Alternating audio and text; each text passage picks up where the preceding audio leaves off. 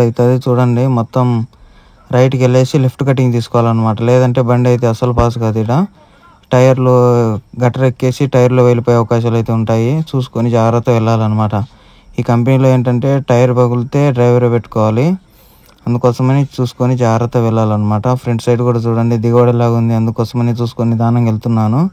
లెఫ్ట్కి వస్తే బండి అయితే అది లెఫ్ట్ సైడ్ ఒక ఎత్తుగా ఉందన్నమాట. అక్కడైతే ఎక్కి టైర్ అయితే పగులుతుందని కొంచెం లెఫ్ట్కి అయితే వచ్చాను. చూడండి మొత్తానికైతే లోపలికైతే వచ్చేసినాము. ఇంకా లోపల పెట్టేసుకోవాలి బండి.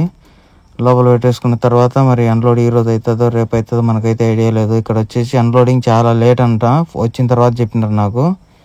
అయినా పర్లేదు, ఫస్ట్ ట్రిప్పే లేట్ అయిపోయిందనమాట. లేదంటే మనం లాంగ్ అయితే ఎత్తుకుందాం అనుకున్నాము. చూద్దాం మరి ఎంత లాంగ్ ఎత్తినా లోకల్లో ఎత్తినా తోలక తప్పదు కదా.